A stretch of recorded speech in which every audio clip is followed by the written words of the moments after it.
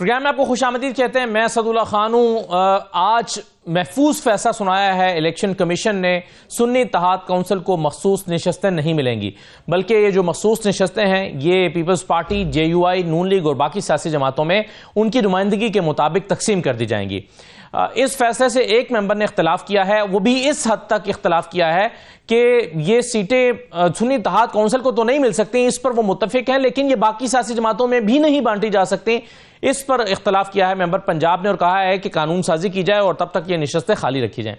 अब सुन्नी इत्तेहाद काउंसिल ने इसको अदालत में चैलेंज करने का ऐलान किया है और अदालत में जब ये मामला जाएगा तो फिर देखेंगे कि अदालत इस पर क्या फैसला करती है। लेकिन सियासी जमातें इस पर अपनी मुख्तलिफ राय रखती हैं। एक तो हम इस पर बात करते हैं, साथ ही साथ हुकूमत साजी का अमल जारी है। अगरचे वज़ीर आज़म आज पाकिस्तान के शहबाज शरीफ साहब ने वज़ीर आज़म पाकिस्तान के तौर पर हल्फ उठा लिया है, लेकिन अभी तक पंजाब की काबीना भी नहीं बन पाई। नहीं, अभी विफाक की काबीना का तो हमें अंदाज़ा नहीं है, लेकिन पंजाब की काबीना भी नहीं बन पाई। तो कानून साजी में भी कुछ रुकावटें दरपेश हैं। कानून साजी में जो इत्तेहादी हैं उनकी भी ज़ाहिर अपनी डिमांड्स हैं। कुछ जो इत्तेहादी हैं उनकी डिमांड्स को पूरा करने की यकीन दहानी करा दी गई है, जबकि कहीं पर अभी भी डेडलॉक बरकरार है या मुज़ाकरात जारी हैं। तो इन तमाम उमूर पर आज के प्रोग्राम में हम सबसे पहले गुफ्तगू करेंगे। हमारे साथ चौधरी सालिक हुसैन साहब मौजूद हैं, मुस्लिम लीग काफ के रहनुमा। बहुत शुक्रिया चौधरी सालिक साहब, खुश आमदीद कहते हैं आपको। चौधरी साहब, सबसे पहले तो आपकी राय मैं जानना चाहता हूं, ये जो फैसला आज आया है इलेक्शन कमीशन की जानिब से कि सुन्नी इत्तेहाद काउंसिल को मखसूस नशस्तें नहीं मिलेंगी, बाकी सियासी जमातों में बांट दी जाएंगी, आप इस फैसले को कैसे देख रहे हैं? मैं समझता हूँ कि ये उनको सीटें मिल जानी थी अगर उन्होंने अपनी डॉक्यूमेंटेशन और बाकी मामला जो है सही रखे होते। तो साहब, इसमें एक राय यह है कि चूंकि सुन्नी इत्तेहाद काउंसिल ने तो बतौर जमात उस वक्त कंटेस्ट ही नहीं किया था, इसलिए उन्होंने कोई लिस्ट भी नहीं दी थी। अब जब बाद में उनके साथ बाकी जमातें शामिल एक जमात शामिल हुई है, तो उनको ये जो है वो एक ऑप्शन दिया जाना चाहिए था कि वो अपनी लिस्ट जमा करा सकें, जैसे कि 2019 में हुआ था। जी, मैं समझता हूँ कि अगर पहले तो इसकी कोई मिसाल मौजूद है तो यकीनन इनको भी इसी तहत मिल जाना चाहिए। लेकिन अगर तो लीगली और डॉक्यूमेंटेशन के हवाले से उनके कंप्लीट नहीं है तो मैं समझता हूँ शायद वो कंस्ट्रेंट आ रहा हो। सही है। लेकिन उम्मीद तौर पर मैं एज ए पार्टी को यही समझता हूँ कि अगर उनका लीगल राइट है, अगर उनको मिल सकता है तो जरूर देना चाहिए। मेरा अपना जाती भी ख्याल है कि किसी भी को ये सीटें दे देती, लेकिन क्योंकि डॉक्यूमेंटेशन उनकी वैलिड नहीं है, कंप्लीट नहीं है, शायद इस तरह से प्रॉब्लम आ रही है। सही है। लेकिन आप क्या समझते हैं कि वो बाकी सियासी जमातें इस मैंडेट का हक रखती हैं मखसूस नशस्तें हासिल करने का, जो मैंडेट उनको नहीं मिला? क्योंकि ये मखसूस नशस्तें तो आपको अवाम की तरफ से दिए गए मैंडेट के तनासुब पर ही मिलता है। तो ये वाला मैंडेट चूंकि सुन्नी इत्तेहाद काउंसिल का या आज़ाद मेंबरान का, और वो अब चूंकि सुन्नी इत्तेहाद काउंसिल में आ गया उनका है, तो आपके ख्याल में क्या बाकी सियासी जमातें डिजर्व करती हैं कि उनको मिलना चाहिए? जी बिल्कुल, हमारा तो यही, मैं आपको दोबारा रिपीट कर लेता हूँ कि हमारा यही मौका था कि अगर तो उनकी लीगल रिक्वायरमेंट पूरी है तो उनको जरूर मिलनी चाहिए। और अगर आप, जिस तरह आपने कहा है कि 2019 में पहले ऐसे हो चुका है, तो मैं समझता हूँ उस प्रेसिडेंट के सामने रखते भी किया जाता है। ठीक है। तो जो साहब, आपकी भी जमात के हिस्से में कोई एक आध मखसूस नशस्त आ रही है या नहीं आपकी कैलकुलेशन के मुताबिक? अभी आप समझते हैं कि अगर PTI को नहीं मिलती तो? जी, अगर नहीं मिलती तो? जी, अगर नहीं मिलती तो फिर तो सारी जमातों को कुछ ना कुछ हिस्सा मिलेगा, क्योंकि उन्होंने वो रिक्वायरमेंट पूरी करनी है ना जी, जो नंबर है असेंबली के। तो फिर आपकी जमात को भी एक नशस्त मिल सकती है? जी बिल्कुल। सही है। जो साहब, जो हुकूमत साजी है उसमें मुख्तलिफ सियासी जमातों की मुख्तलिफ डिमांड्स हैं, कुछ की पूरी हो रही हैं, कुछ की पूरी नहीं हो रही हैं। आपको कौन सी वजारत मिल रही है, कितनी वजारतें मिल रही हैं, कुछ यकीन दहानी कराई गई है? हमने भी वजारतों के ऊपर ज़्यादा जोर दिया ही नहीं, ना एक्सेस किया। मैं समझता हूँ इलेक्शनों के बाद हमें सबको ही अपने काम पे फोकस करना चाहिए, लोगों को फोकस करना चाहिए। हमारी प्रायोरिटी जो है वो ऐसे प्रोजेक्ट्स हैं, कुछ हमने मेंशन किए हैं अपनी डिमांड में, जो फंड की डिमांड की।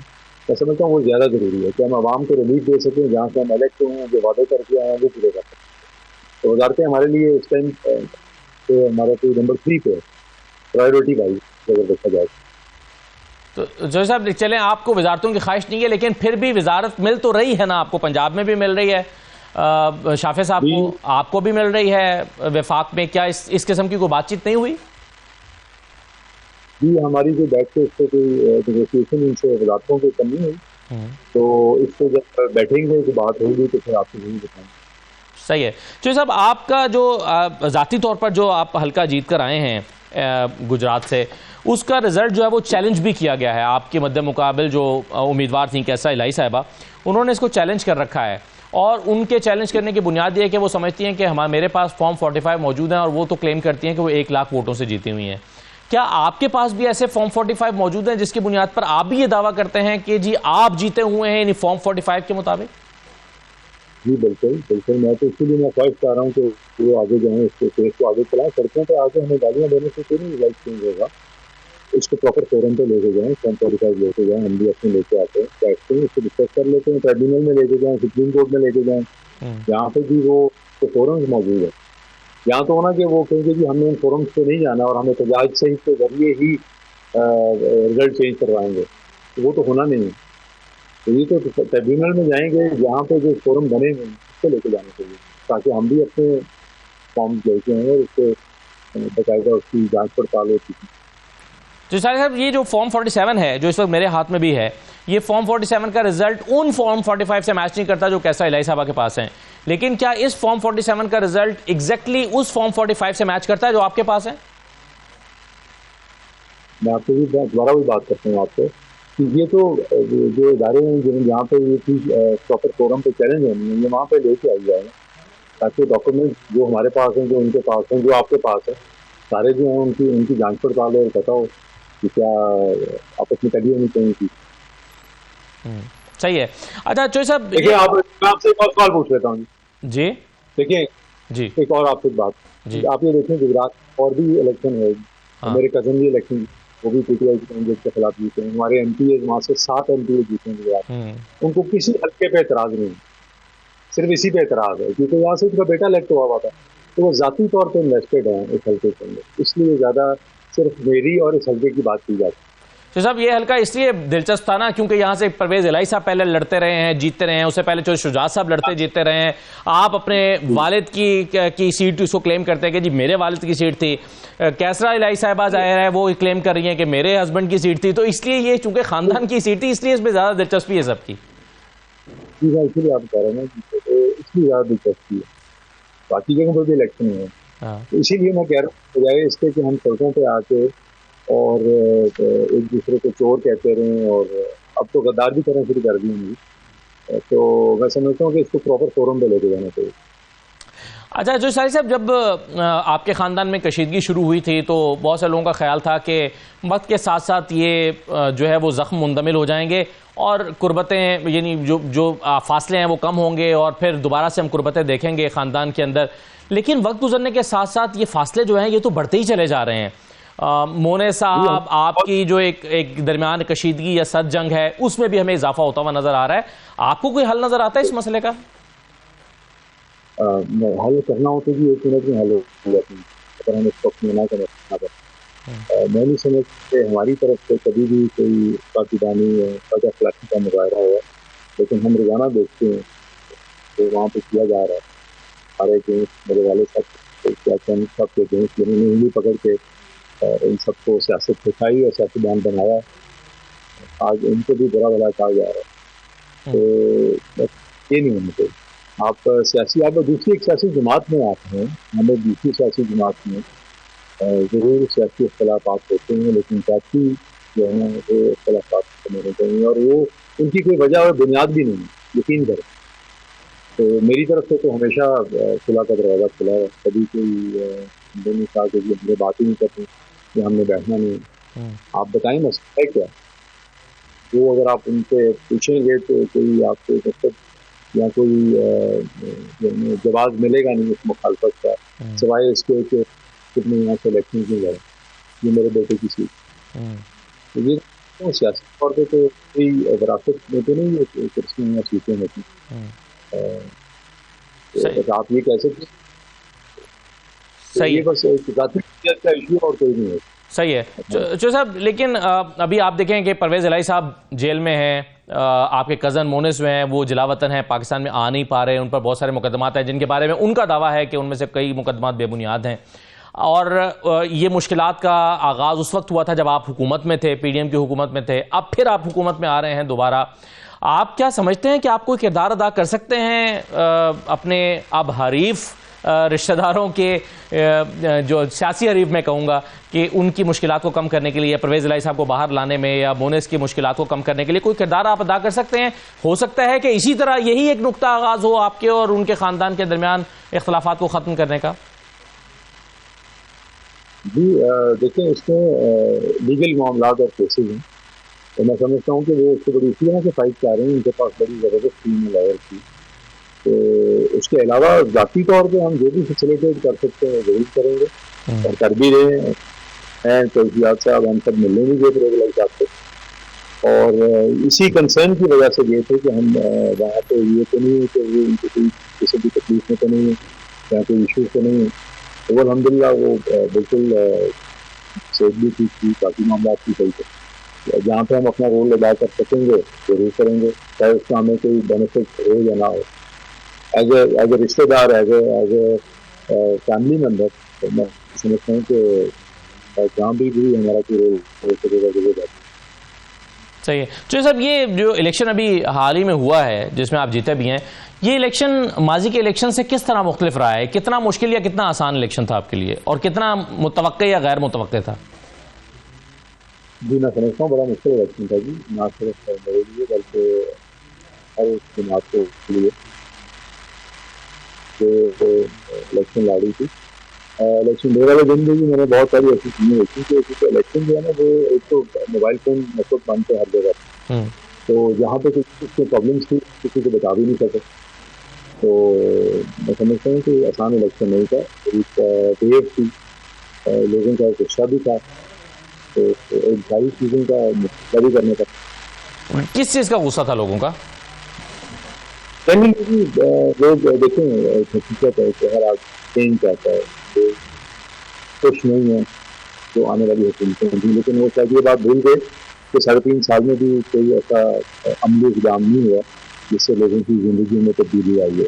लेकिन क्योंकि सोशल मीडिया तो इतनी बड़ी पावर बन गई है, और मैं समझता हूँ वो इस सेक्टर को डोमिनेट करते हैं जो PTI वाले हैं। पिछले 12-13 साल से सोशल मीडिया के ऊपर एक ऐसी कैंपेन चलाई जो हर किसी के खिलाफ थी, हर सियासतदान बुरा है, हर इदारा बुरा है। मैं समझता हूँ वो लोगों के जहन में बातें घर कर दें, और इलेक्शन वाले दिन जब वो निकले, उसका बीच से निकले कि जी ये वाहिद जमात है जो पाकिस्तान के दौरान से निकालेगी, उसका ये बात भूल गए कि 3.5-4 साल उनको मौका मिला। लेकिन क्या है, तो इस जमात का नाम है तहरीक इंसाफ, इंसाफ के लिए उन्होंने कोई अमली इक़दाम किए। अगर अमली इक़दाम नहीं किए तो क्या उन्होंने बुनियाद भी रखी कि एक आम आदमी को इंसाफ मिल सके?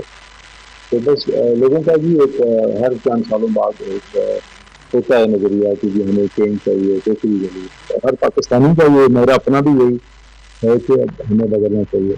बहुत हो गया, पाकिस्तान 70 साल हो गए। मैं 30 साल पहले सोचा था शायद 10 साल 20 साल बाद हम भी इन तरक्की याफ्ता मुल्कों की तरह हो गए। यहाँ पे हम जाते हैं, देखते हैं, जब भी बाहर जाते हैं वापस आते हैं, कंपेरिजन करते हैं, लेकिन हम उधर गुजर नहीं हैं बल्कि और पस्ती की तरफ जा रहे हैं। मैं समझता हूँ इसकी हुकूमत लेकर आई है, इसके लिए बहुत बड़ा चैलेंज। लेकिन चौधरी साहब, आप नहीं समझते कि ये जो ख्वाब आप देख रहे हैं कि तरक्की याफ्ता मुल्कों की तरह बढ़े, वहाँ पर जमहूरी रिवायात बड़ी तगड़ी हैं, और पाकिस्तान में जिस अंदाज में धांधली का शोर मचता है, हो सकता है चलें आपके पास जो फॉर्म 45 मौजूद हैं, सब बहुत सारे हलकों में इस तरह की शिकायत हैं, कोई ऐसा फोरम आपके ख्याल में नहीं होना चाहिए कि जहाँ पर जल्द अज जल्द कोई किसी नतीजे पर पहुँचे, ताकि जो लोग शोर मचा रहे हैं और खामखा मचा रहे हैं उन, अगर आपके ख्याल में कि वो जीते हुए हैं, तो कम से कम उन लोगों के मुंह बंद किए जाएं और ये अनसर्टेनिटी खत्म हो और पार्लियामेंट का जो निज़ाम है वो आगे बढ़े?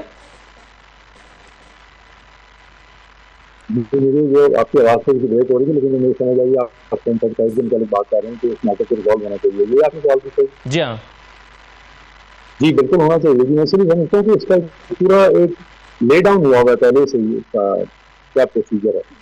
इसमें अगर किसी भी कैंडिडेट को एतराज़ है तो वो अब तक में हो जाए, उसमें इसकी प्रॉपर जो है वो जांच पड़ताल होगी। सही है। अभी वहां तक पहुंचे तो पहले आ गए। जो साहिल साहब, जिस हुकूमत की आप 3.5 साल हुकूमत की अभी आप बुराई कर रहे थे, आप कह रहे थे कि उसने भी कुछ परफॉर्म नहीं किया, आप उसी हुकूमत का हिस्सा थे, फिर वो माहौल अगर ना बनता तरीक़े अदम एतमाद का, और बड़ी सियासी जमातें तरीक़े अदम एतमाद ना लेकर आती हैं, आपको मौका ना मिलता, तो शायद आप फिर भी उसी हुकूमत के साथ जुड़े रहते, बावजूद इसके कि उसने परफॉर्म नहीं किया था। आप 3.5 साल तक उस हुकूमत के साथ क्यों जुड़े रहे? मैं समझता हूँ कि हमने जब उनके साथ अलायंस किया था, ये सोच के किया था कि जेन्युइनली तब्दीली की तरफ हम जाएंगे, चीज़ें बेहतर ही होंगी। लेकिन इन 3.5 साल के आखिर में तरीके का एतमाद से पहले हर बंदा मायूस था, यहाँ तक कि उनके अपने पीटीआई के मेंबर्स में नाम नहीं रहता, वो हमारे पास असेंबली में आते थे, मेरे साथ बैठते थे, हमें कहते थे कि इलेक्शन हो तो हमारा तो क्लीन स्वीप हम हो जाएंगे, हमें तो नून लीग वाले जो हैं वो हर जगह से हरा देंगे, तो आप अपनी जमात में हमारी भी जगह रखिएगा, हम इस पार्टी से इलेक्शन लड़ेंगे तो हम हार जाएंगे। ये उनका, आपको मैं बता रहा हूँ, जनवरी 2022 के अंदर इनका मौका था। सही है। तो चौधरी साहब, आज आपको इस बात का इदराक है कि आज आप एक ऐसी हुकूमत का हिस्सा बनने जा रहे हैं जो 16 महीने में परफॉर्म नहीं कर सकी थी, और परफॉर्म ना करने की वजह से आप खुद कह रहे हैं कि लोगों का गुस्सा था, लोग नाराज थे, और फिर एक ऐसी हुकूमत का हिस्सा बनने जा रहे हैं कि जिसके लिए अगेन गवर्नेंस आसान नहीं होगी, चैलेंजेस इस नौयत के हैं, तो इसके अगेन सियासी असरात मुरतब हो सकते हैं आपकी जमात की पॉलिटिक्स पे? मैं समझता हूँ कि आपकी जो बात है उसका बिल्कुल हमें कंसर्न है, और ये कंसर्न मैं 2 दफ़ा रेज कर चुका हूँ। पार्लियामानी पार्टी की जो मीटिंग हुई थी उसमें मैंने बिल्कुल क्लियरली ये कंसर्न रेज किया था। जो भी हमारे वज़ीर आज़म साहब हैं वो भी वहाँ पे मौजूद, तो हमारे ऑब्वियसली यही जिम्मेदारी है, हमने अपने हल्कों में भी तो जवाब दे देना, तो हम क्या ऑपोजिशन के काम कैसे करें? हम हुकूमत को ये जरूर कर सकते हैं कि हर मौके के ऊपर हम उनको ये याद नहीं करवाते रहे, तो ये शायद सियासी तौर पर हमारे लिए काफी मौका हो कि हम लोगों को जनरली जो है वो रिलीफ दे सके, तो तब्दीली लेके आ सके उनकी जिंदगियों में, फिर ही हमारी बचत। ठीक, सही है। बहुत शुक्रिया चौधरी सालिक हुसैन साहब प्रोग्राम में शिरकत करने के लिए। हमारे साथ चौधरी सालिक हुसैन मौजूद थे, अपनी जमात की और अपनी हुकूमत की जिसमें का वो हिस्सा बनने जा रहे हैं उसके हवाले से बातचीत कर रहे थे। एक छोटा सा ब्रेक लेते हैं, ब्रेक के बाद वापस आते हैं।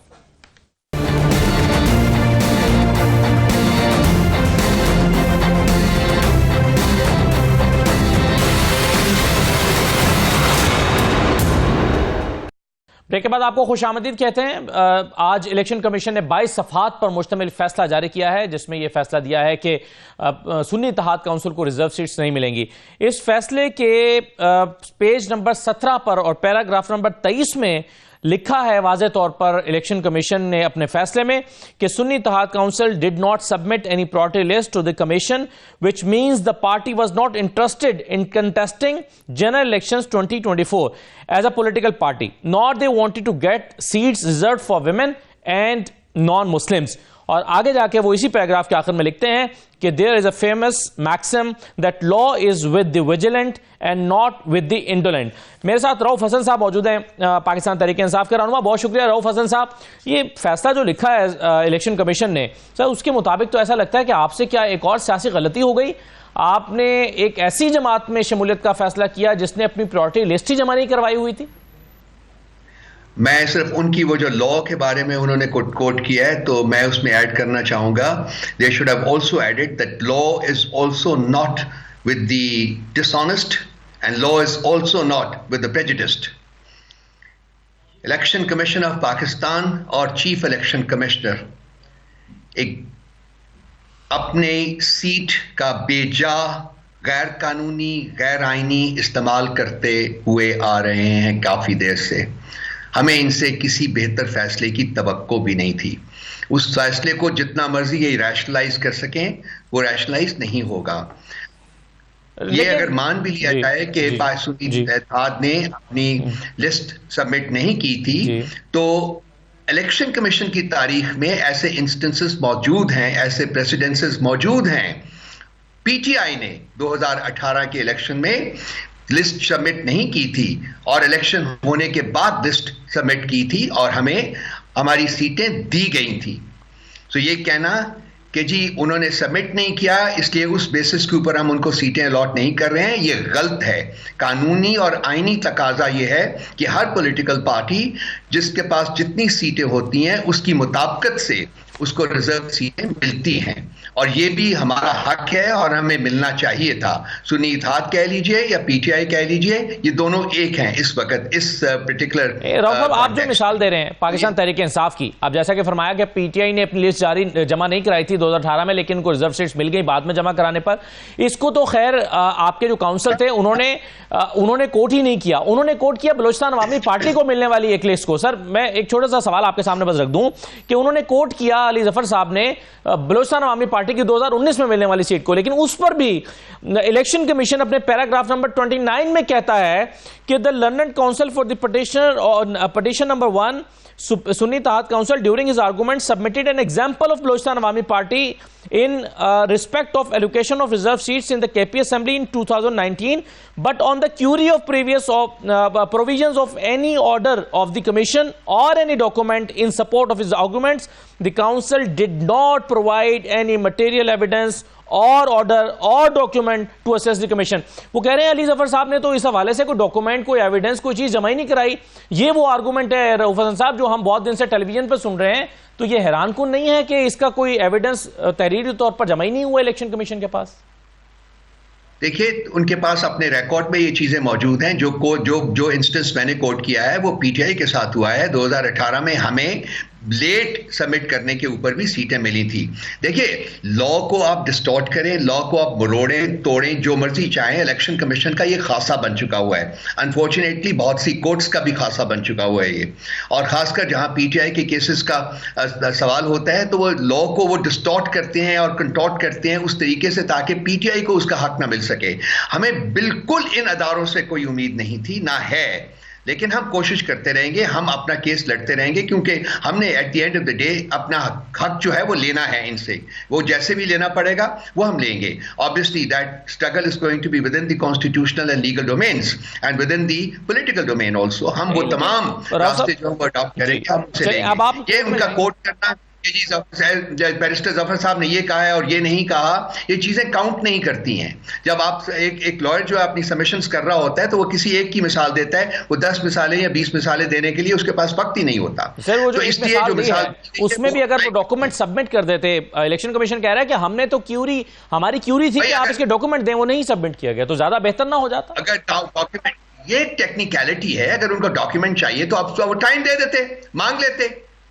क्या ये नहीं हो सकता? अगर वो इंसाफ का तकाजा सामने रख के कहते जी कि हाँ इनका हक बन रहा है तो हम इनसे ये डॉक्यूमेंट मांग लेते हैं, तो डॉक्यूमेंट सबमिट किया जा सकता था, उसमें तो कोई मुजायका नहीं है। लेकिन प्रॉब्लम यह है कि यहां इरादा ही नहीं है। देखिए आप पिछले 2 साल से देखिए, little less than 2 years, PTI के साथ हो क्या रहा है? किस कोर्ट ने, इलेक्शन कमीशन का पास्ट का रिकॉर्ड देखिए, हमारे 2 इंटर पार्टी इलेक्शंस के रिजल्ट्स इन्होंने रिजेक्ट किए हैं।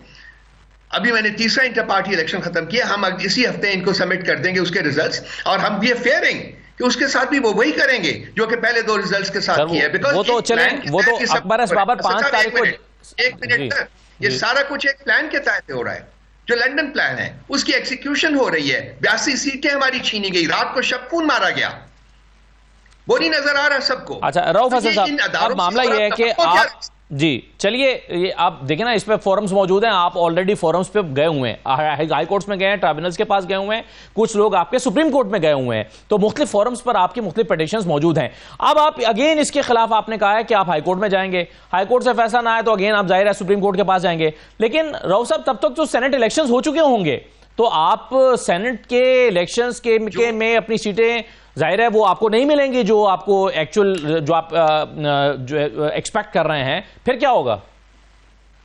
देखिए, मकसद ही ये है कि हमें ये सीटें नहीं देंगे, हमें हमारा जो रिजर्व सीट्स हैं उस पे नहीं देंगे, हमें ये सेनेट की सीटें नहीं लेने देंगे। यही उस प्लान का मकसद है। जिस तरीके से ये हुकूमत बनाई गई है फॉर्म 47 के ऊपर, वो क्या वो जस्टिफाइड है? क्या वो लीगल है? क्या वो कॉन्स्टिट्यूशनल है? अब ये अदालतों में हम गए हुए हैं, ये 5 साल लगा देंगे उनको सुनने के लिए। असद साहब, रऊफ हसन साहब, आप पर देखिए ना इल्जाम ये आप पर ये इल्जाम है कि आपके जमाने में भी जो लोग जीते या जिन पर धांधली का इल्जाम लगाया गया, उनके फैसले भी तो ट्राइब्यूनल्स में बहुत देर से फैसले आए ना। शबखून जो मारा गया है जी, ये शबखून जो मारा गया है, इसका कोई प्रेसिडेंस नहीं है पाकिस्तान के इलेक्टोरल तारीख में।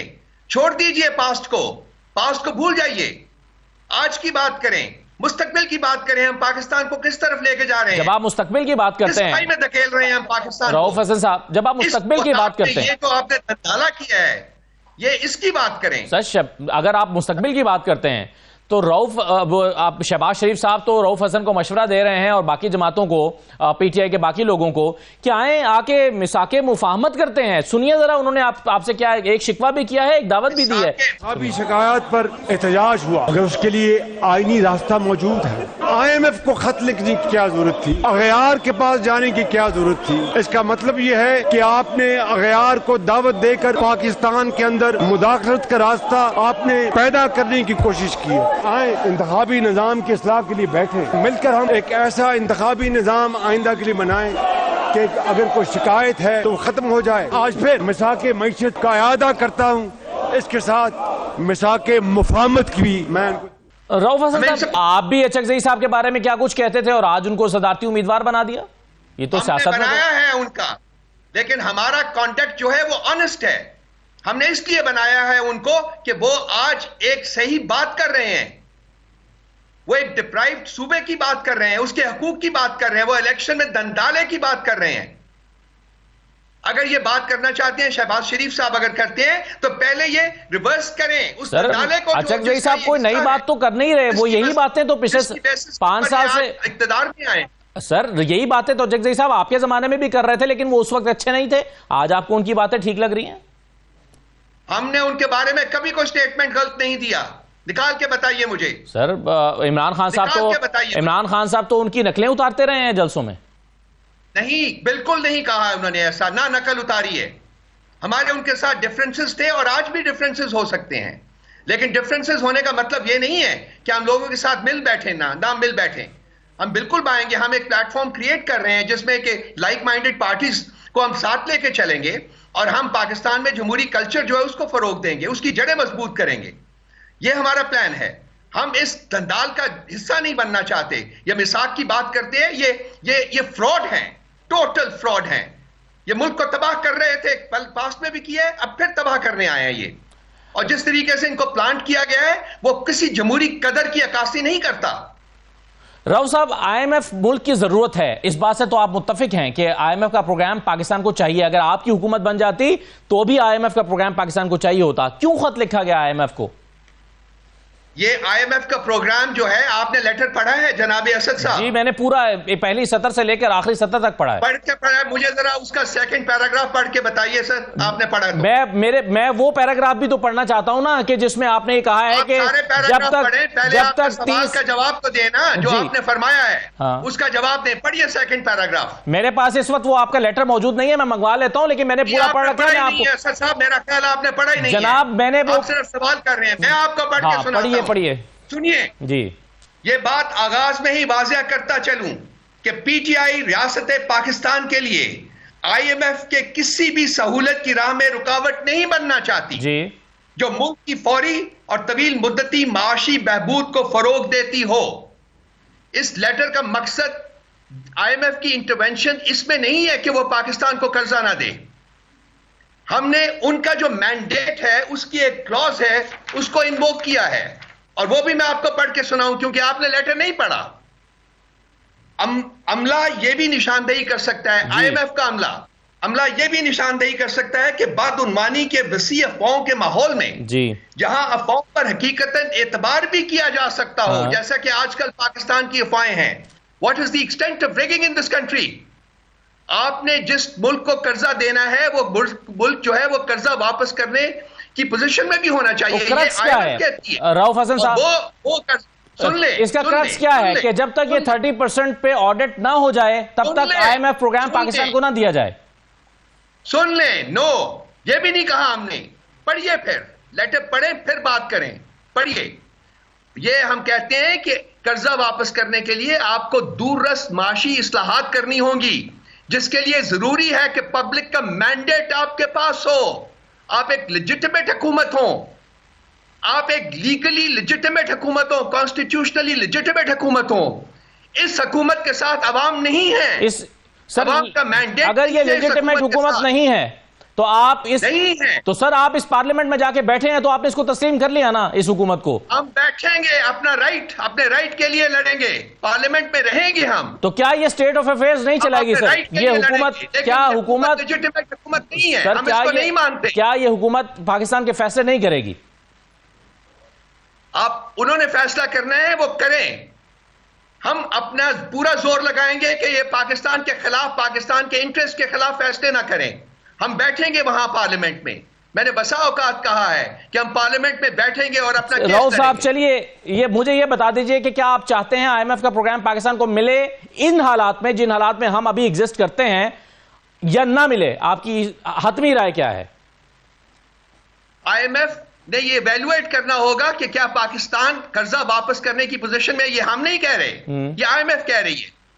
और उसके लिए मैंने पहले भी कहा है, अवामी मैंडेट, लेजिटिमेट अवामी मैंडेट की जरूरत है हुकूमत को। We must have a legitimate government in this country. तो गोया आप कह रहे हैं, गवर्नमेंट ऑफ फ्रॉड। आप पहले कह रहे हैं कि लेजिटिमेट गवर्नमेंट फॉर्म की जाए, चाहे दोबारा इलेक्शन हो या इन्हीं को ठीक किया जाए और फिर IMF आए, तब तक IMF का प्रोग्राम नहीं आना चाहिए। दोबारा इलेक्शन करवाया जाए और अवाम का मैंडेट माना जाए, और तब तक IMF का प्रोग्राम ना आए पाकिस्तान में। मैंने नहीं कहा ये, फिर क्या कह रहे मैंने हैं पढ़ के आपको सुनाया है। आप अपनी कंक्लूजन मत करें, नहीं, आप मेरिट की बेसिस के ऊपर बात करें। मैंने आपको सारा लेटर पढ़ के सुना देता हूं, मेरे पास मौजूद है। राव साहब, जिस दिन ये आपका लेटर मीडिया पर आया था ना, उसी दिन हमने इस लेटर पर आपके यहां पर प्रोग्राम में PTI के लोग बैठे थे, हमने वो पूरा लेटर के पूरे पैराग्राफ डिटेल से डिस्कस कर लिए हैं, जिसके बारे में आप बार बार कह रहे हैं आप लेटर नहीं पढ़ा, लेटर नहीं पढ़ा, बार बार कह रहे हैं। मैंने उस लेटर के सारा कंटेंट आपके लीडर्स के साथ उसी दिन बैठ के, जिस दिन वो आपके नाम से आपका लेटर जारी हुआ था या लीक हुआ था या जो व्हाटएवर, हम उसको डिस्कस कर चुके हैं तफसील से। इसलिए आप ये तो बराए मेरी मेहरबानी बार बार मत दोहराइए कि आपने लेटर नहीं पढ़ा। दूसरी बात यह है कि मैं इसका, आपने अगर लेटर पढ़ा भी होगा तो लेटर को समझा नहीं है फिर। अच्छा चले हाँ, मैं ये कह लीजिए कि मुझे समझ नहीं आया। मैं इसीलिए तो समझने की कोशिश कर रहा हूं क्योंकि मैं समझ नहीं पाया, क्योंकि मुझे लगता है पढ़ के सुनाया ना, आप सुन रही हैं, आप अपनी बात दोहराते जा रहे हैं। अच्छा चलिए, मैं ठीक है, अब हम सर कंक्लूजन मैं नहीं देता, आप कंक्लूजन दे दीजिए। अब आपका नुक्ता नजर ये है रऊफ हसन साहब, आप ये फरमा रहे हैं कि जब तक ये अवामी जो मैंडेट है अवाम के सही नुमाइंदों को मुंतकिल नहीं कर दिया जाता, तब तक IMF को ये जो प्रोग्राम है पाकिस्तान को, इस हुकूमत को जारी नहीं करना चाहिए। ये आप समझते हैं? मैंने ये भी नहीं कहा उसमें, लेटर में हमने ये नहीं कहा हुआ। आप फिर पढ़ ले ना, आपने मुझे बता दे कि हमने कहां कहा है। हमने कहा है कि जी आपके अपने मैंडेट के मुताबिक पाकिस्तान की सिचुएशन डिमांड करती है, राइट, हमारी लड़ाई जो है वो एक पाकिस्तान में एक लेजिटिमेट हुकूमत लाने की है, जो जिसके पास genuine mandate of the people हो, जो लोगों को अपने साथ ले जाकर, अपने साथ चलाकर मुश्किल फैसले कर सके इस मुल्क की तकदीर बदलने के लिए, इस मुल्क का मुस्तकबिल बदलने के लिए। और ये बताइए, जाली हुकूमत नहीं कर सकती। जिसको आप जाली हुकूमत कह रहे हैं रऊफ हसन साहब, ये हुकूमत जो है, अब ये 200 से ज्यादा वोट तो वजीर आजम ने लिए, उसके बाद अब रिजर्व सीट्स जो आज मिली हैं उन्हें, जो PTI या सुन्नी तहत काउंसिल समझ रही थी कि उनकी हैं, उसके बाद इस हुकूमत के पास 2/3 मेजॉरिटी हो गई है। अब वो अपनी मर्जी के कानून साजी कर सकते हैं। आप जाली है, ये 2/3 मेजॉरिटी इनकी जाली है। जाली है या असली है? लेकिन इस जाली या असली से वो अपनी मर्जी के कानून से, आप मानिए, आप मेरे ऊपर अपना सवाल तो सुन लीजिए ना सर। आप मेरा सवाल तो सुन लीजिए ना। मेरा सवाल ये था कि एक ऐसी हुकूमत बन गई है, सही या गलत, जिसके पास 2/3 मेजॉरिटी है, वो अपनी मर्जी की कानून साजी कर सकती है। आप 91 सीटों के साथ कैसे निपटेंगे? मेरा सवाल आपसे ये है। हम अपनी लड़ाई जारी, इतनी जद्दोजहद जारी रखेंगे तमाम फोरम्स के ऊपर। और वो फोरम कौन कौन से? वो फोरम पार्लियामेंट के अंदर है, वो फोरम कानूनी ऑप्शंस हैं, वो फोरम सियासी ऑप्शंस हैं। 3 फोरम्स हैं हमारे पास, हम तीनों को एक्सरसाइज करेंगे। सही है। राव साहब, आखिर में ये बता दीजिए कि सदर के लिए आपने अपनी पार्टी की बजाय किसी और पार्टी से एक उम्मीदवार को नामजद किया, आरिफ अलवी साहब को कंसिडर नहीं किया गया, क्यों? देखिए, हमने एक छोटे सूबे से महमूद खान अचकजई साहब को हम उम्मीदवार नामजद किया है। बलूचिस्तान की महरूमियां सब पर आया हैं। हम लोग बात सिर्फ बात करने के लिए करते हैं, बात का मतलब नहीं समझते कि जो उसके पीछे क्या वजूहात हैं। हम चाहते हैं कि इस मुल्क में एक हार्मनी हो, ओवरऑल हार्मनी हो, एक कोहीजन हो, और उसमें क्रिटिकली इंपॉर्टेंट चीज यह है कि जो छोटे सूबे हैं जो महरूमियों का शिकार रहे हैं उनको मेन स्ट्रीम किया जाए, उनको मेन स्ट्रीम में लाया जाए। हमारी यह कोशिश महमूद खान रिचकजई साहब को नॉमिनेट करने की बजाय सदारत के लिए सिर्फ और सिर्फ ये है ताकि हम इन छोटी पार्टीज के साथ मिलकर जो बलूचिस्तान में जो डीप रूटेड किस्म की एक महरूमियों की एक फीलिंग है उसको खत्म किया जा सके। और ये फैसला उसी रोज हुआ जिस दिन उन्होंने पार्लियामेंट में तकरीर की थी। अगर तकरीर ना करते तो शायद फैसला मुख्तलिफ होता। ये आपकी कंक्लूजन है, ये हमारी वजह नहीं है। सर सवाल है मेरा, यही तो प्रॉब्लम है हमारे आज। ये कंक्लूजन नहीं है सर, ये कंक्लूजन नहीं है, ये सवाल है जी। ये कंक्लूजन आपकी है ना, हमारी ये वजह नहीं है। मैंने जवाब दे दिया आपको भाई। चलिए, बहुत शुक्रिया रऊफ हसन साहब प्रोग्राम में शिरकत करने के लिए। एक छोटा सा ब्रेक लेते हैं, ब्रेक के बाद वापस आते हैं। तो आईएमएफ का हम बार बार जिक्र कर रहे थे कि आईएमएफ को खत क्यों लिखा, आईएमएफ को पीटीआई के खत लिखने से कितना फर्क पड़ सकता है आईएमएफ प्रोग्राम के ऊपर, इस पर हम गुफ्तगू करते हैं। खाका नजीब साहब हमारे साथ मौजूद होंगे। ब्रेक के बाद वापस आ रहे हैं।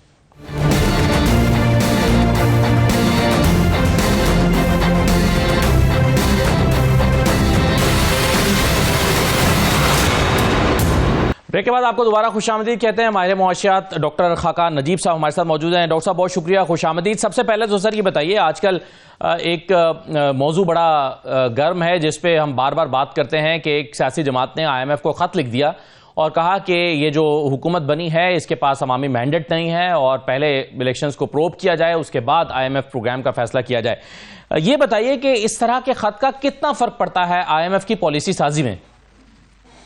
असद भाई, एक तो बिल्कुल everyone should be very clear, IMF के बगैर इस वक्त पाकिस्तान को चलाना जो है वो that's not a right thing to do. इस साल भी अगले साल भी 25-25 अरब डॉलर चाहिए तो ये नहीं करना चाहिए बिल्कुल। दूसरी बात ये है कि आईएमएफ सॉवरन के साथ डील करता है। सॉवरन का मतलब है पाकिस्तान की जो भी गवर्नमेंट होगी उसके साथ डील करेगा। ऑन द पेरिफेरी जब एक ऑपोजिशन की जमात ये ऐसा ख़त लिखती है उसका इम्पैक्ट ज़रूर आता है उनके दिमाग में। वो ये सोचते हैं कि हमें क्या ऐसी गारंटीज़ लेनी चाहिए कि प्रोग्राम का तसलसल रहे, जो नया प्रोग्राम आएगा उसका तसलसल रहे।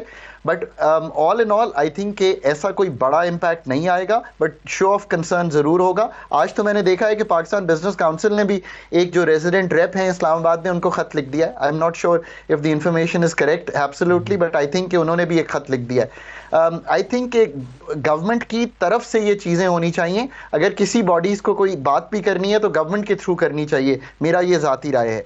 But on the other hand IMF का प्रोग्राम पाकिस्तान के लिए is a must.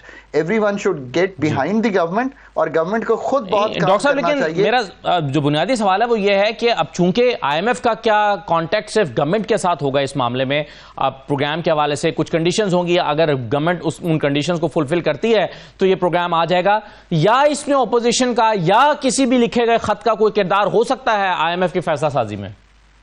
So this is how this will play out. IMF ने एक तो इंतजार किया, उन्होंने केयर टेकर सेटअप के साथ जो स्टैंड बाय अरेंजमेंट की भी कंप्लीशन है वो नहीं की। This is very very important. और I think standby arrangement खत्म कर लेना चाहिए था केयर टेकर्स के साथ, ये एक पॉसिबिलिटी थी, उन्होंने ये नहीं किया। So they want to deal with the next government which is a long term government. तो पहले तो वो उनके साथ उस अरेंजमेंट को ख़त्म करेंगे। वहीं पे अगर गवर्नमेंट की प्रेपरेशन अच्छी होगी, अगर अथॉरिटीज़ की प्रेपरेशन अच्छी होगी तो एक नए प्रोग्राम के इजरा पे गुफ्तगू होगी। और अगर गुफ्तगू ऐसी होगी कि पाकिस्तान के पास कोई होम ग्राउंड प्लान होगा और वो उनको दिखा पाएंगे, या इन एरियाज़ पे रियल सेक्टर, मैक्रो पाकिस्तान की physical sector, energy sector, structural, monetary, इस पे क्या करना चाहते हैं, फिर एक गुफ्तगू शुरू होगी। फिर अगर इस गुफ्तगू को पाए तकमील तक पहुंच रहे होंगे तो आईएमएफ जो है फिर वो सबको मिलती है, वो फिर मिलेगी ऑपोजिशन को। और वहाँ पे आई थिंक कि ऑपोजिशन को ये ऐसा ही होता है। मैंने पाकिस्तान के लिए 13-16 का प्रोग्राम जो है वो उसमें एक कलीदी रोल प्ले किया था, तो हम इनको ले जाया करते थे। मैं कई दफ़ा ऑपोजिशन लीडर के पास साथ चला जाया करता था, उनसे गुफ्तगू होती थी, सेनेटर्स से गुफ्तगू होती थी। सो एक ब्रॉड कंसेंसस क्रिएट करने की कोशिश करेगी आईएमएफ। और वहाँ पर आई थिंक कि ऑब्वियसली चूँकि जो इस वक्त पीटीआई है या एसआईसी है वो पार्ट ऑफ द असेंबली है, वो इसको एंडोर्स कर देगी। असल बात असद इससे ज़्यादा गहरी है। अगर तो प्रोग्राम ऐसा होगा जो स्ट्रेट जैकेट में वही करेगा काम जो कि आईएमएफ ऑस्टेरिटी के अंदर रहते हुए पाकिस्तान के साथ करता रहा है, तो बात बनेगी नहीं।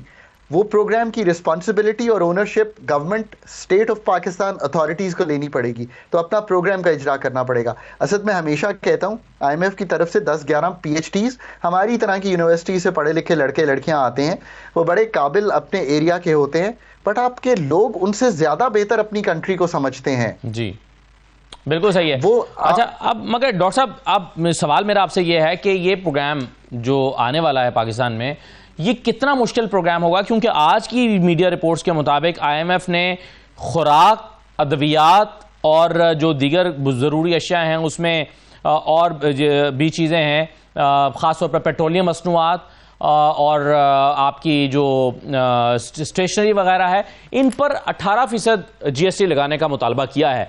तो ये इस ज़ाहिर नेचुरली इससे महंगाई का एक बोझ तो आएगा आवाम के ऊपर। कितना मुश्किल प्रोग्राम होगा?